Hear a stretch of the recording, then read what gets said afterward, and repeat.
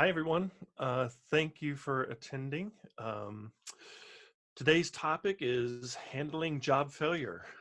No, we're not talking about my experience across many companies. We're talking about handling job failures in Rundeck.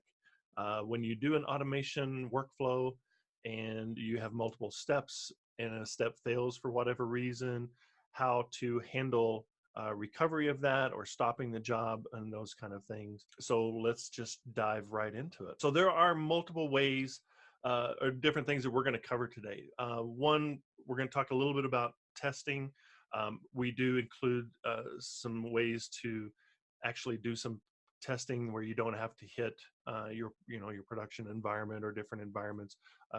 Probably familiar with a lot of different ways of testing. We'll just briefly talk about using the stubs within Rundeck. The error handler, that's going to be probably the most complex thing we talk about because there's a couple of different layers for that. And then we're going to cover some notifications, other things that are part of Rundeck that kind of help enable handling issues when they arise. So let's start first with kind of the groundwork, which is use error handling, right? The first rule of error handling is use error handling. When we talk to customers and Rundeckers out there that are using Rundeck to automate their automation, we can immediately kind of tell the level of sophistication that they have. We have found lots of different use cases beyond just automating your run books, which is already fairly complex. When you think about automating various tools and scripts and command lines and putting all of those things into a workflow. But we can also immediately tell when we've got a more advanced, more mature user because they are using a lot of error handlers and they test against that. They can even kind of predict, if they're using complex workflows or workflow rules when they're using these error handlers and how they're able to recover from that or stop the job and able to kind of continue things there. So definitely don't overlook the fact that you need to, take some precautions or at least add some error handlers where it does seem to be applicable. Do be aware, a lot of Rundeckers are not aware that in Rundeck, we do provide a stub plugin, which allows you to mimic nodes. I grabbed a screenshot of this. Notice that you can actually have multiple counts of stubs.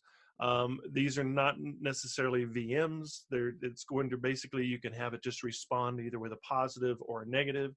So you can do negative testing or break testing, and you can set up attributes the exact same way as you would any other kind of node. So if there's something that you want to test and how your workflow is going to work against those different nodes, because there are lots of different rules that you can apply. Don't forget that you do have a way to actually test that within Rundeck. So now let's talk a little bit about the error handling within a workflow. So obviously in a workflow, you're going to have multiple steps. And if one of those steps hits a failure, there's different things that you can do there. You can print additional information. You can have an error handler actually do a rollback or, roll back the change that has been made in the workflow. Or you can also recover and continue in the workflow. And so there's a couple of different ways that this can be done in Rundeck. And this actually can get a little bit complex. So I'm going to try to present it in a way that's actually easy to understand, because there's two different layers that we're going to be talking about here. There's the workflow layer. So the workflow is all of these steps put together.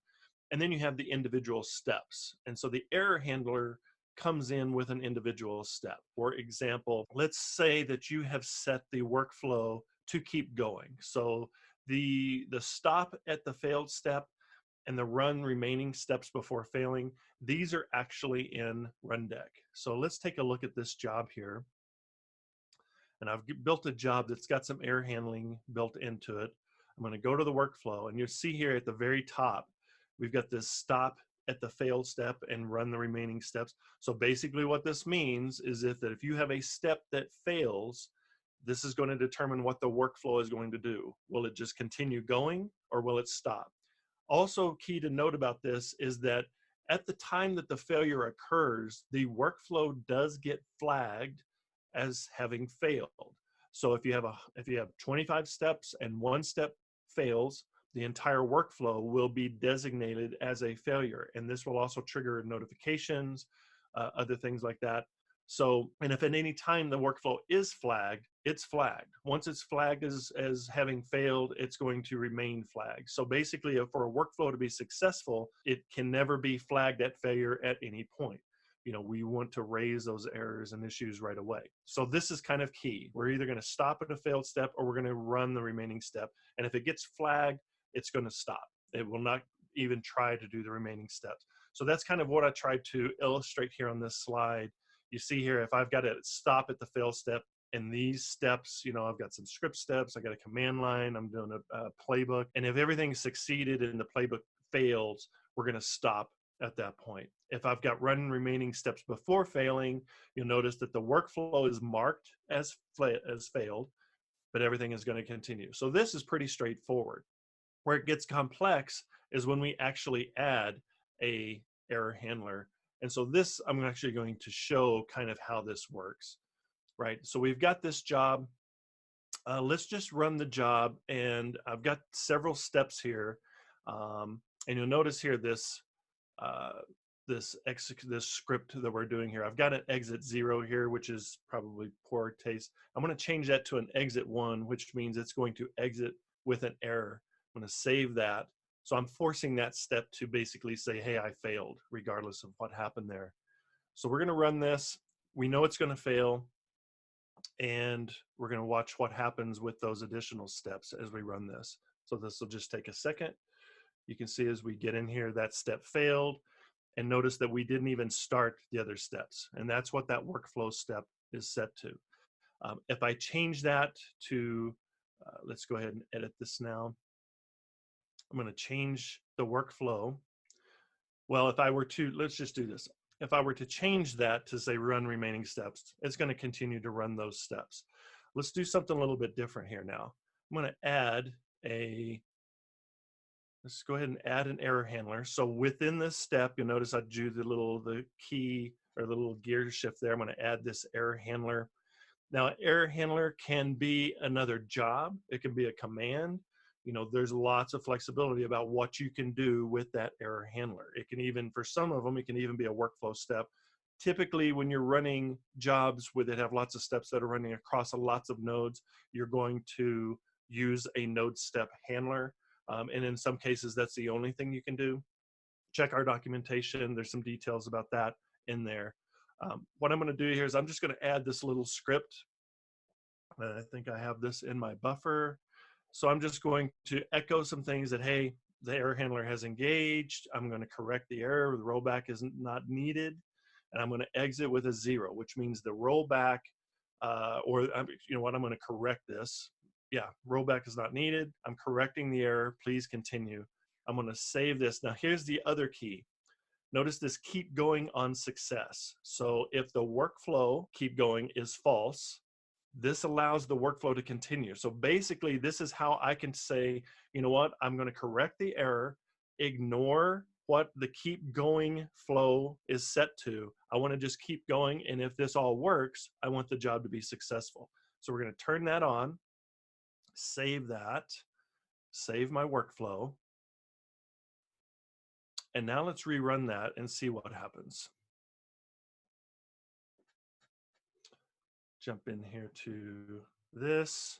You see the output here, and I noticed in my output that my remote command failed with an exit status 1, right? But my error handler was engaged because of that, corrected the error, exited with a 0. Now notice that we continued on and everything was okay. And if I look at the job status, that also is okay. So here's kind of what you would expect. I've added an error handler. I've said, look, if I can correct an error with this, no rollback is needed. I just want it to continue going. I've handled the error appropriately, keep on going, and the job will be seen as successful. So setting the error handler in that fashion allows it to basically ignore the job workflow when it says, well, if I see an error, either stop or keep going, but I'm flagging it, right? So that takes us back to kind of this, this screen here. Let's do this. So we're basically setting that step ignores this workflow marked. And so that way, that's why it doesn't fail. So that's why we have a successful failure or a successful error handler right here. Let's edit this again.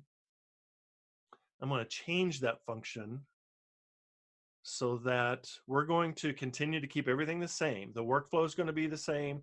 The one step is going to fail. The error handler is going to work. But instead, this time we're going to set this to not keep going on success. Let's turn that off. I'm going to save that and remind you that up at the top here, we are going to stop at a failed step, right? So let's save that. We're going to rerun this.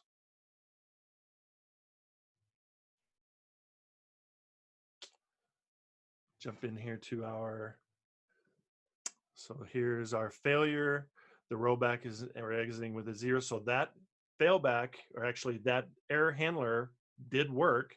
It exited with an exit 0, but notice that we didn't continue on. So that's the key, kind of understanding how this works. When you add an error handler, and let's just jump to another screen here. So if we have stop at the failed step, and if we have the success, so this is kind of one of those else if, right? I'm going to stop at the failed step, and if the error handler is successful and keep going, I can ignore this keep going. And this is actually in our documentation. This is kind of how we refer to it. You've got the workflow, keep going no matter what, keep running all the steps. If I've got that set to run the remaining steps, this is what's going to allow the workflow to continue if the error handler is successful. I can also say, well, I'm going to do a rollback and I want the job to fail and stop there. And that's when you don't check that box. Again, all this detailed in the instructions. Let me pause there. Are there any questions in the chat? Have I confused everyone? If you have any questions, go ahead, Jordan. Tracy, here's a question for you. Let's say, and back to your example, whether we did a keep going or not, could we set up an option to maybe shout in a Slack channel, notify something like PagerDuty, do something, even if the job kept going, to sort of notify somebody, hey, your job, had an error, the error handler engaged, so the job is still marked as successful, but could we have Rundeck alert a human to just say, by the way? I'm so glad you brought that up, Jordan. That wasn't a softball. I would want to know. Oh, you have a slide for it. We have a slide. Now it looks like a softball. Yes, it does. It wasn't. This was not planned. It really wasn't. So yes, absolutely. On a failure, so this is what is triggered by the workflow success or not. If you have if the workflow fails on failure, then you're going to get this notification. If you've set up an error handler to basically say, well, the error handler is going to handle it, and my error handler was successful, and I have those boxes checked that says, keep going if successful, then you will not get this notification. You will get a notification that says the job was successful. So we are managing the overall success of the job. And this, so does that make sense? Now, there is one additional thing to kind of be aware of, and that is retryable failures. So within a job, you can also retry a job if it fails, and you can set the number of counts that it's going to retry. So this retry square here, or the retry delay, since we're already in this job, let's take a look at where that is. So obviously in the notifications, I can do lots of notifications on success, on the failure. And you notice as we get down here, we have on retryable failure. So there is a condition around retryable failures. It's not scheduled. So you don't get retries on a scheduled job. It has to be a manually initiated job. In fact, there are the retries will execute only if the job fails, if it times out and it was not manually killed. So if it's manually killed, you're not going to get a retry either, right? That would be kind of against your will, the will of the admin. And it can only be retried if it's directly invoked. So as we scroll up here back to other, this is where you actually find the retry, if I want to do a number of retries, and if I want to set up a delay. So this is kind of the way of really retrying. In upcoming release 3.2, you'll actually be able to retry in the middle of a job flow. So if a job fails at step 15, you can actually retry starting at job 15. So that's since you guys are coming here, you're getting a little preview of some new functionality that's coming in Rundeck. And yeah, so that's kind of a way of retrying a failure. But really those notifications, again, they're going to be driven by the workflow status. So you're controlling that workflow status based on, those key criteria that I was showing of this stop at the failed step versus running. And the way you can ignore this workflow level status is when you actually create the error handler here, and that you have this keep going on success. So that box helps you ignore the overall flow. If I have keep going on success and I have an exit 1 here, so I know now my error handler is also going to fail. And we'll see how this job handles that.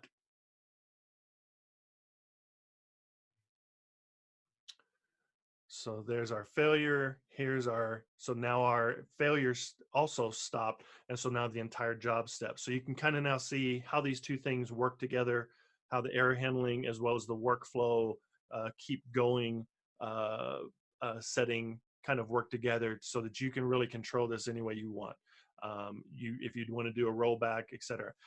One best practice that I failed to mention, and this is kind of important, typically, unless you are absolutely doing a rollback or you're doing some kind of remediation, you want your error handler to exit with an error, right? So best practice that we have seen and that we use is we create error handlers, and unless we are 100% confident that that remediation works, make sure you're doing an exit 1 or doing something like that to make sure that your error handler is still showing, yep, there was a failure, I rolled back, or I did a remediation and stop. If you know that it's going to be a clean remediation, then obviously you have the power to keep on going and set the job to be successful. Tracy, you had mentioned this earlier, and I'm sort of pointing it out again for the audience, that these error handlers don't have to be some code that's necessarily in that job. Again, as best practices, we see people wanting to make sure that those error steps, those error handler steps, could be other jobs, so that you can set that complexity off to the side. You don't have a whole bunch of other code laying in here. Then you can have lots of remediation steps that can be handled by somebody else, written by somebody else, and then you wind up with this long job with noise in it. Absolutely. And forgive me, let me add a couple of things here. So when I add an error handler to an additional step, again, you get all of these options. So all of the plugins, all of the possibilities of running some type of automation, you still have that power within Rundeck. Let me show you something else that's kind of cool. In fact, I'm going to go back to, let's just go back to this job. And my camera's in the way here. Another nice thing about this, if you look at the workflow strategy, not only will it show you the workflow, but it'll actually show you on the error, script, and on success. So here you can see we've got an error on the success. And if I run a script, so I'm running a script step for my error handler and it's successful, we keep on going, right? So let's go back to our definition and we'll edit this job and we're going to change that.